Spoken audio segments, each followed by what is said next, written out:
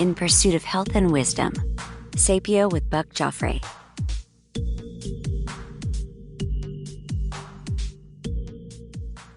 Welcome back to Sapio with Buck Joffrey. This is Buck Joffrey, and today I am going back to some basics here. I don't know if it's basics. Maybe I take that wrong. I'm taking questions, all right? It's a Ask Buck Sapio version. If you're curious what I mean by Sapio version, there is another podcast. If you don't even know, I'm guessing you probably do, but there is another personal finance podcast that I do called Wealth Formula, and I have an Ask Buck type episode there as well. At any rate, let's get started here. The first question is from Alan, and the question is is it possible to get too much sleep? I tend to sleep more than others. Is that a problem?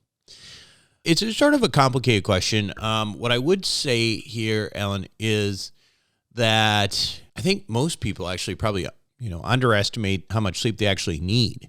There was a study, and there's been a couple of studies on there. There's a Japanese study, and then there was one between Harvard Medical School and University of Syria, I guess, in the UK. But both of them effectively showed very similar data in young people, at least, which was that, let me just kind of give you an idea of like one of the studies. In the Japanese study, they tracked sleep for 2 weeks in individuals, 2 weeks before they went into the lab. And, unrestricted sleep, they tell people to sleep as, much as they can and whatever, or they want to, rather. And the average sleep for that cohort was 7.37 hours per night. That sounds really good. I mean, I think that's probably as good as I get, probably, is about 7.37 hours. But when they put them in the lab for a 14-day period, and they took away a lot of stressors, and they took away technology, and they took away all of the things that affect our sleep negatively. Initially, there was a huge amount of rebound, and they saw like over 10 and a half hours of sleep the first night. But what happened over time that it really kind of stabilized at around 8.75 hours of sleep. That's where people who are sort of unhindered with daily tasks of life tend to apparently end up. And so that was their conclusion. And then there was another study of 50 young adults that I referenced earlier with Harvard in this Siri study that was similar. And that one showed 50 young adults, basically same protocol. This time there was a pre-laboratory phase, and then there was a post-laboratory phase. And that one showed that at the steady state, there was actually 8.6 hours. So that was pretty darn close to the 8.75 hour average that happened in the Japanese group of young people. And at least a suggestion there is that when people are left to their own devices, without their devices, so to speak, they're unhindered by schedules, alarms, things they absolutely have to wake up for and all that they tend to sleep over 8 hours on average, like, between 8.6 and 8.7 hours. And so you might say, well, gosh, isn't that too much sleep? And as it turned out in this case, with these people who were allowed to sleep in these unhindered sort of ways that sort of stabilized at over 8.5 hours of sleep, they saw an improvement in neurocognitive function, focus, reaction times. Their blood sugar and hormone levels were improved, cortisol decreased.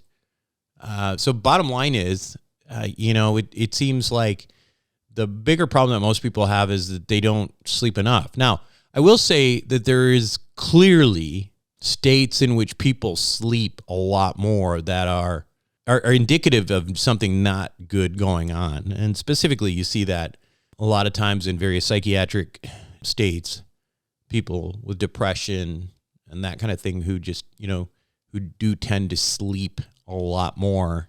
Is the sleep itself bad for you, or is that sleep happening because of something, cognitively, problematic? I don't know the answer to that, but there's clearly when people sleep pathologically too much, it can be an indication of, underlying disease state. So I would say this, that in general, if you have throughout your life been a person who seems to require a little bit more sleep than don't worry about it. I mean, there's a natural variation. I think, candidly, I think my biggest reason for leaving neurosurgery as a young man was because of my my dislike for being sleepless. And that was a real problem for me. I need sleep, man. I need probably, if I get less than 7 hours of sleep, I'm pretty much wrecked. So that's not a good thing for a neurosurgeon. So I would say that, I would, unless there's a big change in your sleep and all of a sudden you're needing a lot more sleep, I don't think I would worry about it much, frankly. I think those are just natural rhythms. And generally speaking, again, people don't get enough sleep. I should also point out that, that this study, we're talking about the amount of sleep, but just to reiterate, there are various types of sleeps that are critically important as well.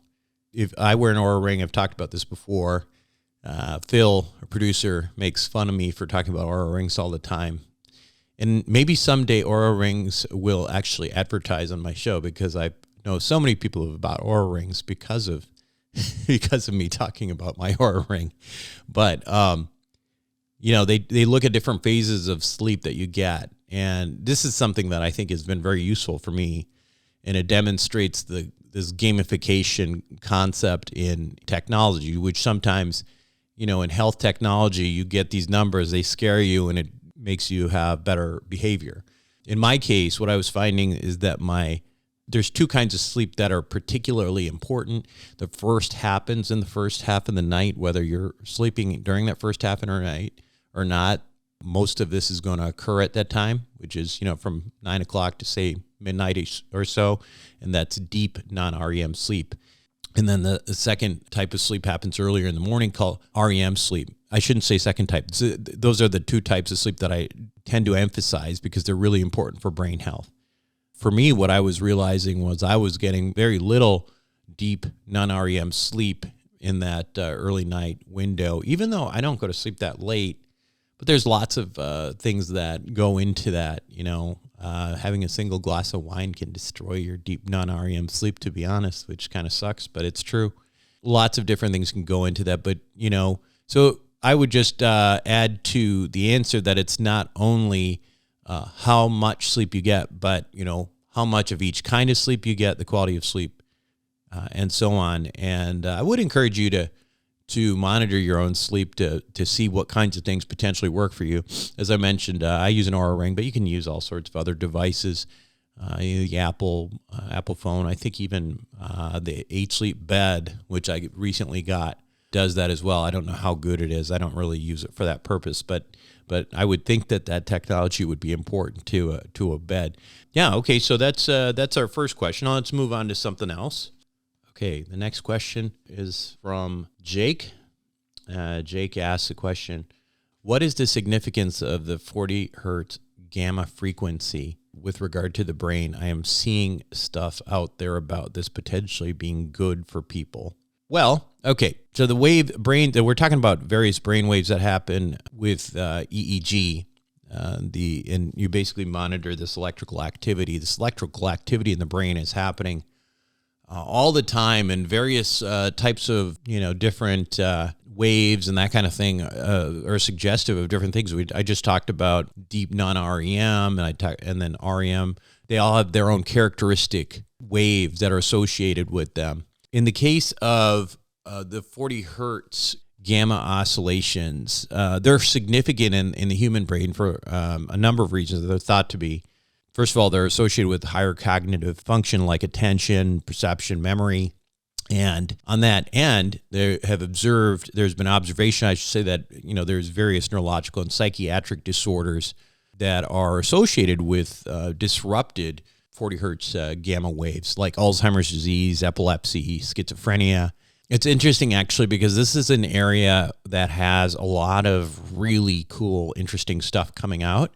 Particularly for Alzheimer's disease, there's some studies in animal models, at least, that show that inducing these gamma oscillations, these 40 hertz gamma oscillations, by sensory stimulation. So basically, like making these waves happen in the brain, they can happen by through flashing lights, through various auditory tones.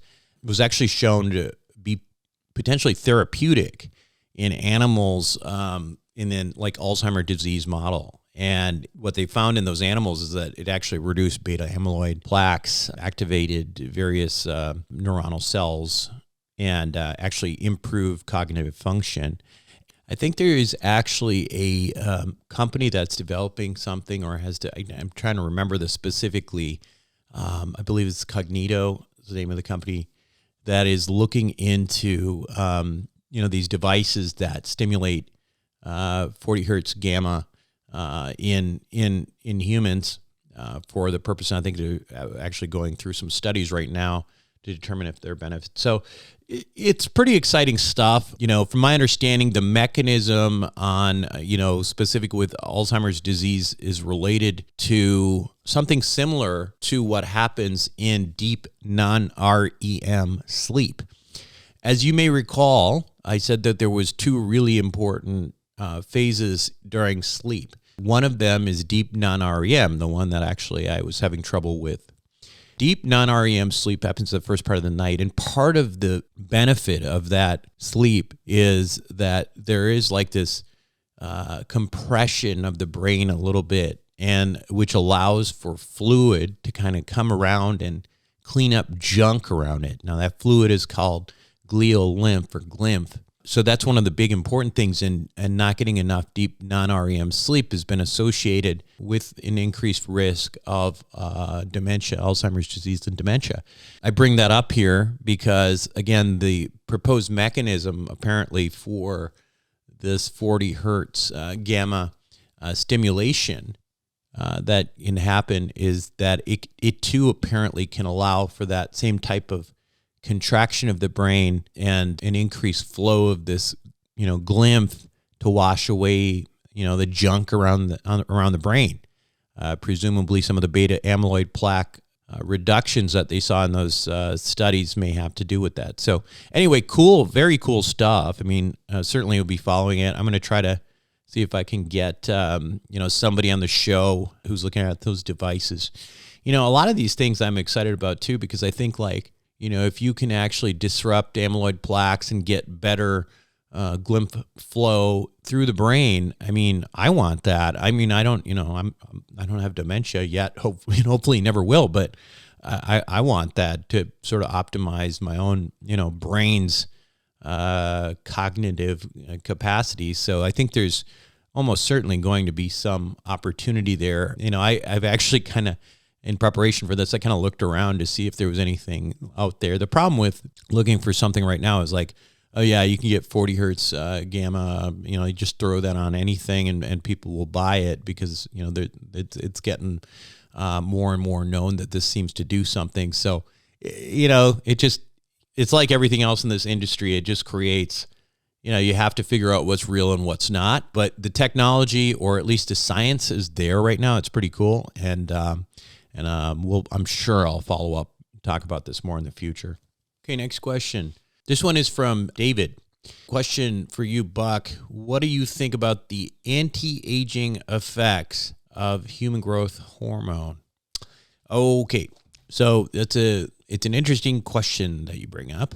So human growth hormone, I actually did an entire show on human growth hormone because there's a lot of interest in this stuff. And, so human growth hormone is the hormone in the body that when we are young, when we're children, it's really the thing that kind of makes us grow, right? And children who lack human growth hormone or who don't have much of it, they sometimes don't grow. So in children who are really short in stature, if parents want their kids to grow, potentially sometimes they will put them on human growth hormone and for a period of time, at least until these growth plates close and all that kind of stuff, it makes it possible for them to grow. Now, as we get older, our human growth hormone levels go down, and that's not necessarily a bad thing. However, this is an interesting space where people have played with human growth hormone in the performance-enhancing space, right? Like performance-enhancing drugs. It's used by a lot of bodybuilders. It is used by athletes looking to increase performance. And the idea is basically that that in using human growth hormone, it significantly increases your ability to increase muscle mass and performance. So the other things that David is referring to in here are things that have people who are on human growth hormone, adults, talk about. They talk about some of these, like people talk about how they sleep really well and how their skin seems great. And candidly, it sounds to me, and I've never been on human growth hormone or anything like that, but it sounds like this sort of drug that makes you feel really, really good. I mean, these people who are on it, they love it, and it makes them feel fantastic. And when they get off it, they often have these big crashes. So why wouldn't you want to be on something like that, right? I mean, that's the question. So the answer is, and there is no real answer, but here's the perspective I'll give you. One is, I think, first and foremost, I don't have a judgment against people who are on human growth hormone. If it makes them feel really, really good and they're enjoying their lives, and then that's fantastic. But here's the thing: is I just want to make sure that people understand that there is a downside to that. Then the downside is human growth hormone, in theory, and I say in theory because there's never really been a study showing direct correlation, but can increase the risk of cancers. I guess more specifically, it can increase the risk of a cancer that you currently have and maybe don't know about to grow quickly. As you can imagine, again, you're fueling the body to grow, and cancer cells are part of that whole system. So that's one thing. It's the whole cancer risk. The thing that I think people talk about less, which I think is actually probably even a bigger deal, though, is it does appear to cause some level of insulin sensitivity. And if you listen to me on this show, you know that insulin sensitivity is one of those things that you really don't want to have long term. It is, probably one of the worst things from a long-term standpoint in terms of longevity. So those are the biggest concerns for me on human growth hormone. There is some question about whether various peptides that actually increase the levels of human growth hormone by stimulating the pathway rather than by injecting the hormone itself is safer. And I don't have a lot of experience with that. There's not a ton of literature with that. But in theory, if you are using one of these stimulators, let's say sermorelin is an example of that. Other examples would be ipamorelin, or there's a handful of other ones. The idea is that what you're doing there is at least you're just stimulating pathways that are already in place in the brain with the pituitary gland and the end organ, so that it actually, doesn't go supra-physiological in terms of the amount of growth hormone you need, and that maybe that creates some sort of protection against some of the untoward effects of growth hormone. I don't know that to be true or not, frankly, but that is something that we can explore later on in this show, not this show, but later on in another show, because I do think it's important. A lot of people are on this stuff, and it makes them feel great. It makes them feel great. What I will say with human growth hormone, my sense is that overall, net, it is not anti-aging in any sort of way. And we just need to be clear about that, right? It may make you feel great and it may give you great performance, but there's really no reason to think, either theoretically or otherwise, that growth hormone would actually be anti-aging. There may not be a ton of evidence that it is bad, truly bad for you, but what I will say is that there is no benefit. There's no data whatsoever that it is good for you, and if anything, net over the long term, it's probably burning your candle quicker. Again, to be clear though, that's not a judgment, because I do think that we talk a lot about longevity on the show, but we also talk about health span. And I do have friends, I know people who, they've used some of these performance enhancing drugs for a short period of time, and they've actually found these things to have added a lot of benefit for them. So I just not pass any judgment on anyone for using these things, but I think the important thing to know is that there's no reason to take it for, if your purpose is longevity, that's not the reason to take either human growth hormone or any of the stimulating peptides.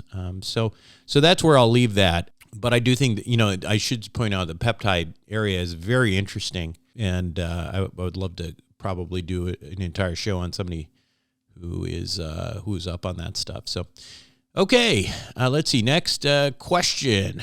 This is from Edward, and it says, I had a chance to listen to your interview with Walter Longo. That was last week, and so he asked, how does this jibe with our 8-hour intermittent fasting thing? It doesn't really jibe with our 8-hour intermittent fasting thing, does it? Okay, listen. Basically, the question relates to the whole 8-hour window that I and many others in this space have, I guess, advocated for eating less often, right? If you listen to last week's show, which I highly suggest that you do, with Walter Longo, this guy is a smart dude, right? He's got strong opinions on why this 8-hour window is not a particularly good idea. In fact, when I brought up this American Heart Association study that suggested that people who were eating in windows of 8 hours or less were actually doubling their risk of cardiovascular death, he was not surprised. In fact, he brought up other studies, specifically in the category of people who skipped breakfast. And there was this meta-analysis he was talking about where there was 21% higher risk of developing cardiovascular disease or dying from it compared to those who ate breakfast. And there's a 32% higher risk of all-cause mortality compared to breakfast consumers. So he brought that up. He brought up some gallbladder data as well, suggesting there may be some some biochemical issues going on with those individuals who are skipping breakfast, like me, by the way. And so it was actually pretty compelling, I thought.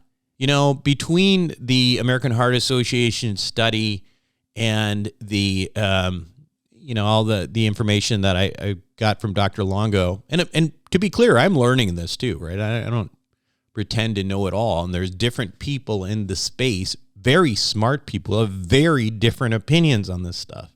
My own take on this is that the short-term intervention of a shorter window, say an 8-hour window or a 6-hour window of eating, that maybe you should look at as an intervention for losing weight or to help get your metabolic syndrome under control, right? But I think there's too much of this kind of information out there now that makes me very concerned about a long-term, 8-hour or less window. I know that it's literally like a 180 for me. And I'll be completely honest. It's, and I keep thinking, how many more things are we talking about that we can we'll come back in 6 months from now and say, oh yeah, we said that, but now we don't think that. I think this is an area where you just have to keep an open mind, right? And at this point, I think between the American Heart Association data and some of the other breakfast skippers data that Dr. Longo actually sent to me after I requested it, I'm certainly not advocating that as a long-term lifestyle.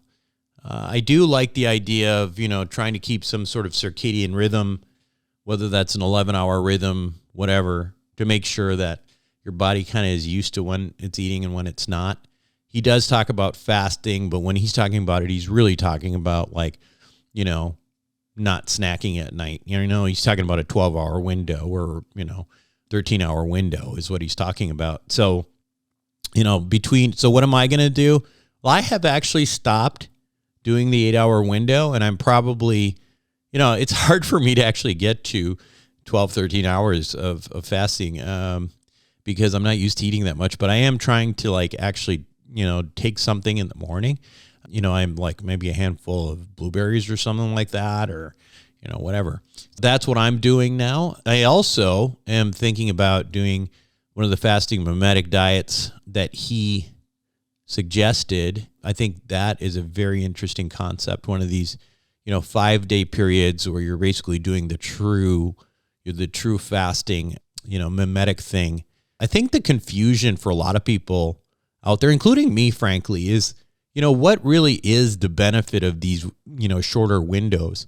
And I think what he was saying last week was they're really, these shorter windows themselves don't really have a significant benefit. Fasting has a benefit, and that is what the data is showing. So if you really want to get those benefits of autophagy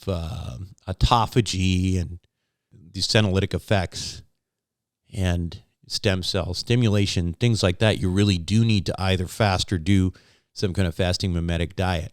The other thing that I want to point out about that interview, which I know, again, it's one of those things that you really have to think about a lot, but what is the role of protein? Now, I have been dumping a lot of protein in myself lately because I have been actually resistance training a lot. I'm trying to build muscle, and I have been doing so for the last 5 or 6 months pretty intensely. Again, I tend to think of these things as sort of short-term things. Like, once I get to a place where I feel like I have enough, muscle, or I'm happy with, how I look and feel, maybe I just back off a little bit on the protein. I'm not sure. I don't really know where that data comes from that says you really need 1 gram per pound. I hear people talking about that, but it's not very clear to me that is really necessary. And obviously, Dr. Longo didn't think it was necessary either, but it does sound like a lot. But at any rate, keep your mind open as we continue to go down this road, because there's lots of things to potentially, change your mind. And that's the thing, right? I mean, that's why I'm doing this show. I'm not doing this. I mean, listen, I have a medical degree. I can read the literature, but it doesn't mean that there is definitive fact in this space. That's what makes it very interesting. But it also is what makes it something that you have to be very careful about, because you could be doing something as an intervention that you think is helping you, but in fact, it could be hurting you long term. What I'm trying to give you now is an example of how a short-term intervention could be good for you, but not good for you in the long run, okay?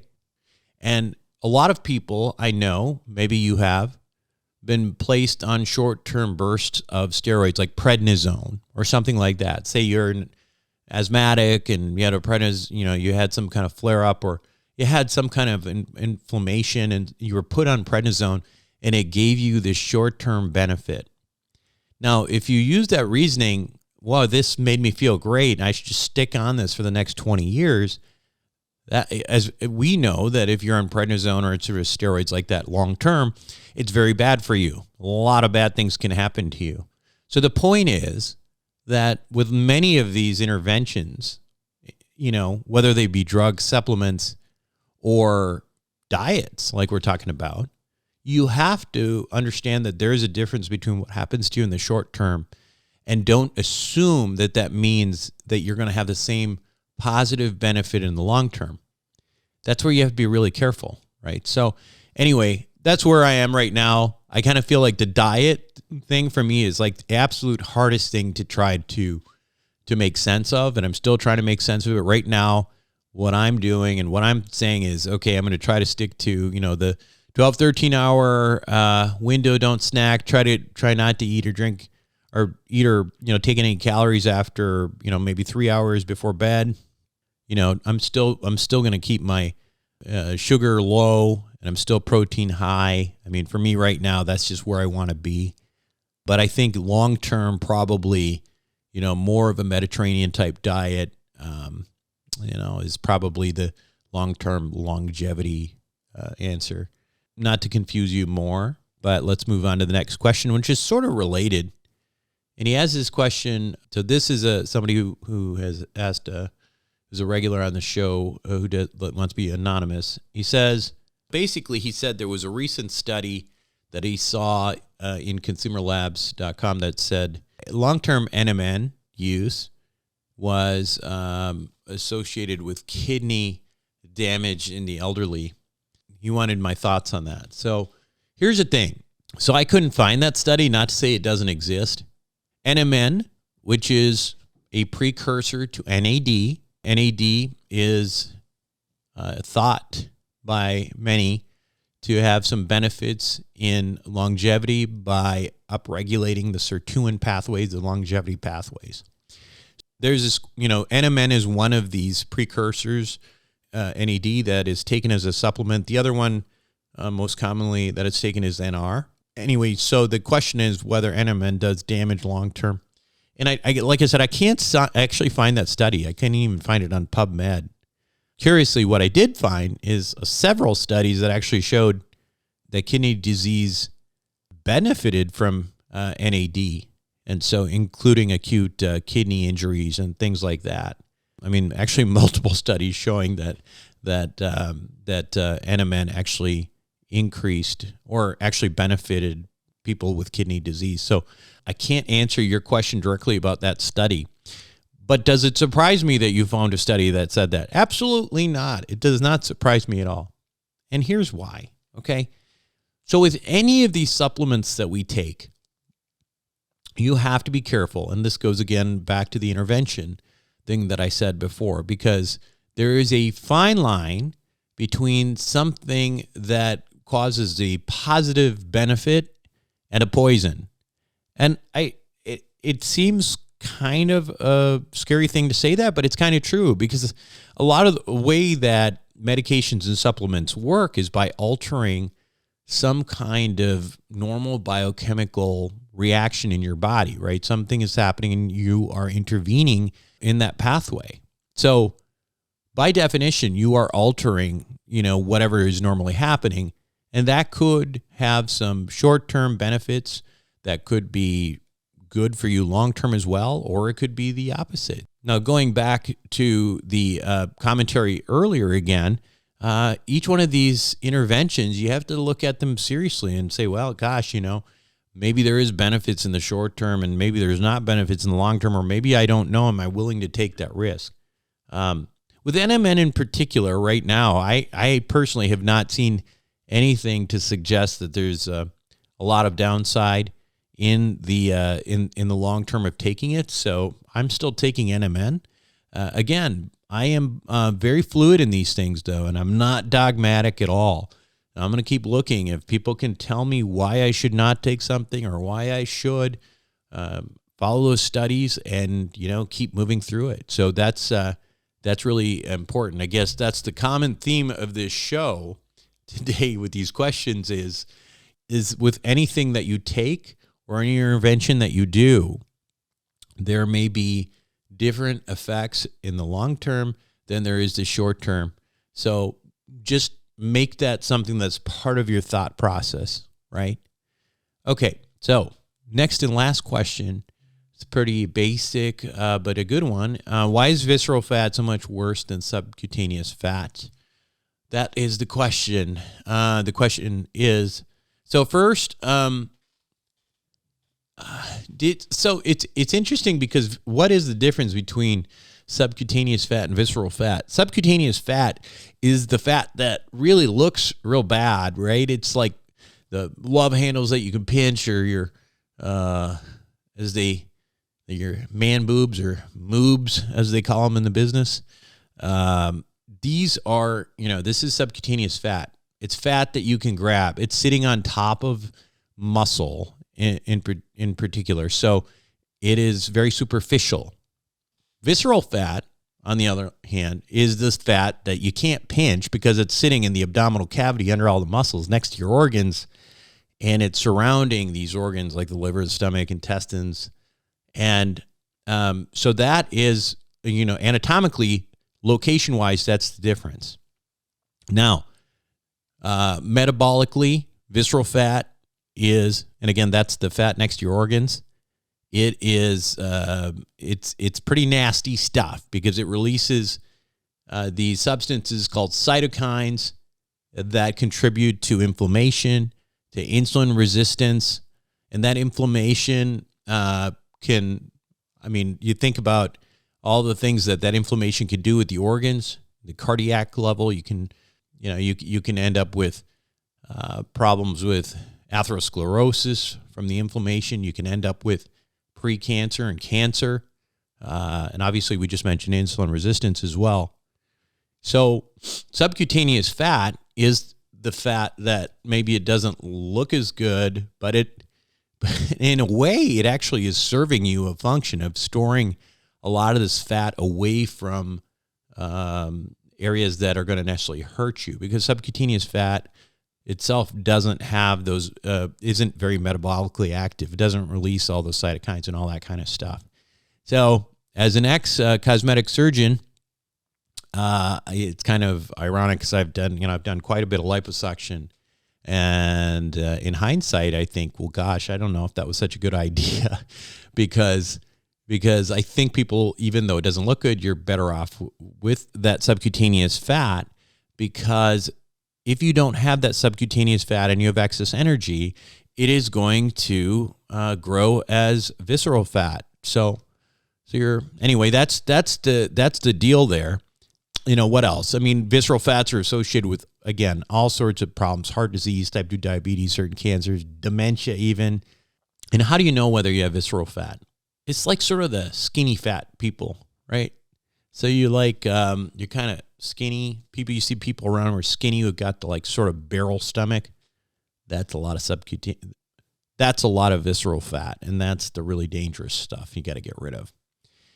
Okay, that is it for today. Hopefully you've gotten a few nuggets out of this Ask Buck session. That's it for me on Sapio. This is Buck Joffrey. Until next week, signing off. Thanks for listening to Sapio with Buck Joffrey. A quick reminder that while I am, in fact, a surgeon, nothing I say should be construed as medical advice. Now, make sure to include your physician in any medical decisions you make. And also, if you're enjoying the show, please make sure to show your support with a like, share, or subscribe. Until next time, this is Buck Joffrey for Sapio with Buck Joffrey.